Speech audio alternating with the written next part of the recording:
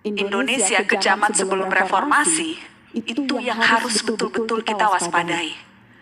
Rasa-rasanya tidak ada politisi yang seberani hari-hari ini loh. 3-4 tahun yang lalu, mana ada yang berani bilang presiden 3 periode, ya nggak sih? Mana ada yang berani bilang, udah rakyat nggak usah dikasih kesempatan untuk memilih langsung. Upaya-upaya itu ada, tapi dengan bangga bilang, kita mau presiden 3 periode, mengubah undang-undang dasar untuk itu. Rasa-rasanya dulu nggak ada yang berani selantang itu ya. Dan bahwa sekarang mereka tidak malu untuk bicara seperti itu, yang bahkan oleh Pak Jokowi sudah dibilang, ini menampar muka saya nih. Kemarin kan panjang tuh Pak Jokowi bilang, usulan itu menampar muka saya. Saya adalah produk dari hasil pemilihan langsung. Kalau memang amandemen akan membuat negeri ini mundur, demokrasinya tidak perlu ada amandemen.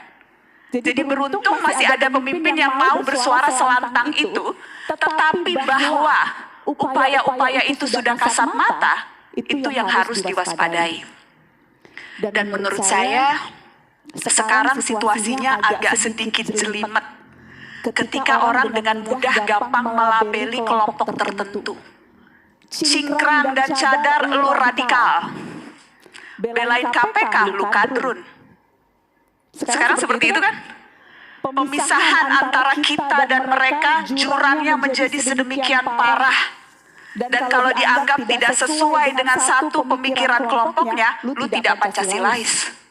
Mengklaim Pancasila sebagai satu-satunya penafsiran yang hanya berlaku di kelompoknya dan yang lain tidak Pancasilais. Itu kan hal-hal yang terus-menerus disuarakan oleh para pegiat HAM ya. Bagaimana kita harus hati-hati menyikapi ini. Dan saya banyak berharap mahasiswa yang tidak punya kepentingan apapun, yang hampir selalu jadi lokomotif dan pelopor ketika negeri ini berada di ujung tanduk. Mahasiswa maha atas siswa yang punya dapat kesempatan untuk mereguk dalamnya sumur ilmu pengetahuan.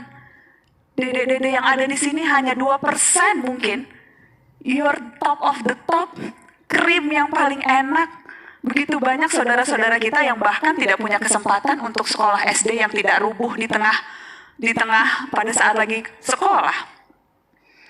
You have kesempatan luxury untuk bisa belajar, untuk bisa bersuara. Dan kalau itu tidak dilakukan, dosa. Dosa nggak sih? Kesempatannya begitu banyak. Bukan hanya untuk belajar, tapi juga untuk menyuarakan dan menjaga akal sehat adik-adik. Menjaga kewarasan publik dan berani bersuara dan bersikap. Mahasiswa, jangan mau main netral-netralan. Harus berani ngambil posisi. Posisi pada keberpihakan publik, pada kebenaran.